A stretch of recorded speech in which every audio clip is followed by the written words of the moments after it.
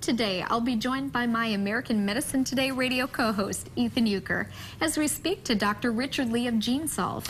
Now, if you've ever found yourself craving certain foods like meat, chocolate, French fries, potato chips, your body may be lacking certain nutrients. Dr. Lee will explain what your cravings mean. We're here today with Dr. Richard Lee, clinical professor at medicine of the Stanford University School of Medicine, and he's also medical director of GeneSolve, a body chemistry company. So you're here to talk about cravings, and I see you have a lot drawn on the board behind you, so why don't you just get right into why we crave certain foods?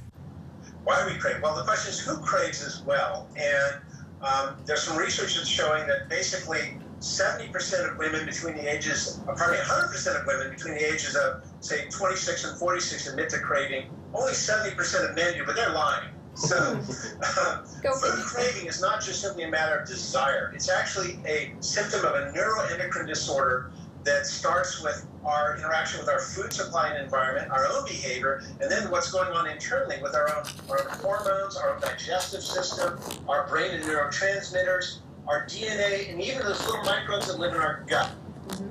So it's a complex problem, but if you know each element of it, you can kind of work on that to reduce those cravings.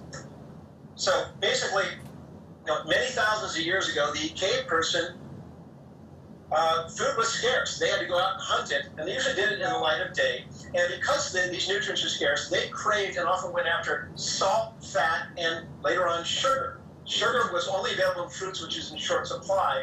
But these are things we are born to crave, and we haven't really evolved beyond that. Well, fast forward to the modern poor schmuck who's working late at night, after midnight, not in a normal circadian sleep or wake cycle, and they're just sitting there, their body is getting more and more hungry, and the closest thing they have are these foods which aren't laden with salt, sugar, and fat. And since we're not out running around chasing down our food, the consequence is this belly gets bigger and bigger and bigger. What's worse than that is that these foods will cause our blood sugar to spike. On this axis is blood sugar, and here you can see you eat something that has a lot of carbs in it, where the carbs get through first, your blood sugar goes way up and way down. We call it a glycemic roller coaster. And just like a real roller coaster, when you're going down, that's when you're panic. Your body does as well. It releases a stress hormone called cortisol. And cortisol is okay in the morning to help you get out and hunt down your food, but in the evening when it's high, that's when you're going to put on the belly fat. That's when you're going to have more trouble getting and becoming diabetic. That's when your brain gets depleted with a chemical called serotonin, which makes us depressed and crave more food. And that high cortisol, particularly in the evening, increases a hunger hormone called ghrelin. Now, Dr. Lee, Dr. Lee, I have a question for you. I have a lot of friends that work out a lot. They, they train in mixed martial arts, things like that. And sort of an old standby rule of thumb that they have is that you should eat like a king in the morning, a queen for lunch, and a pauper for dinner. Does that seem accurate? Because the way you make it sound with the cortisol is that if you're eating late at night, it's right. Probably not a good thing. So is that a good old adage to stand by? There's some accuracy to that. And again, like I said, if you can get a lot of protein in the morning, that's going to even out this curve. You don't get the crashes in your blood sugar that you have to feed with craving. So it may not be as much quantity, but quality. What do we usually have for breakfast? Coffee and a donut, or a bagel, which has as much white carbs as 6 slices of Wonder Bread. So, that's not going to help bring this curve down. So, yes, more protein in the morning, and then bring it out to the day. And yes, if you're hungry in the evening, you're going to feed that hunger, particularly if you eat after a meal. But you may already be behind the 8 ball because that cortisol is going to drive that hunger.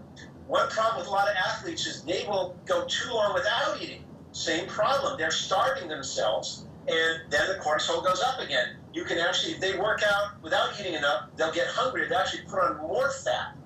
So it's not only you've got to eat the right foods, you've got to eat enough of them at the right time. You've got to flatten out this curve any way you can. What about some of these fad diets that you see, the low carbs, or just some of the nutty things that come out of Hollywood that everybody gets into for a while?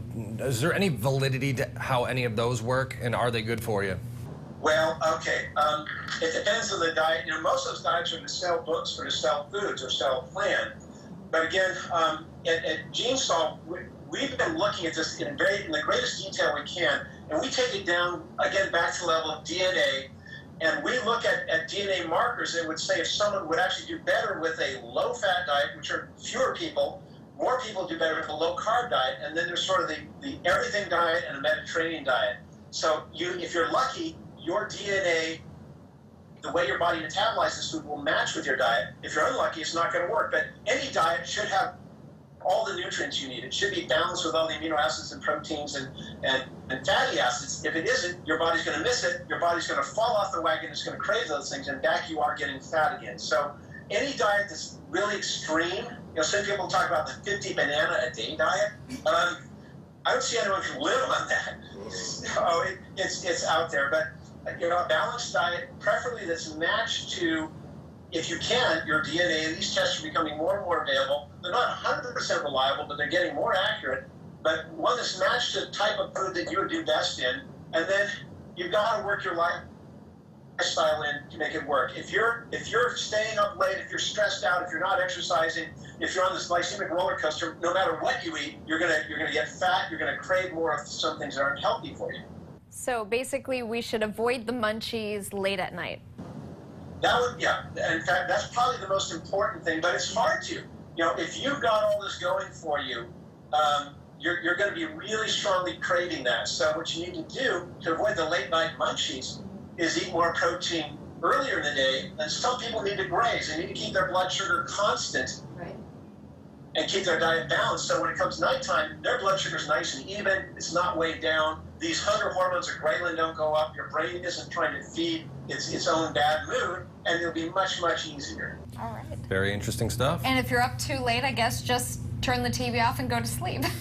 Oh gosh, don't get me started on that. Our sleep hygiene is horrible. All those screens, whether it's your 50-inch plasma or your smartphone, are glowing back at your brain, and it's telling your brain that it's still daylight. Your brain doesn't go to sleep until 2 hours after sundown. And again, cortisol's up, hunger's up. Screen's off. If you have to read paper by a lamplight, it won't do the same thing. Ooh, well, good to know. Thank you so much, Dr. Richard Lee.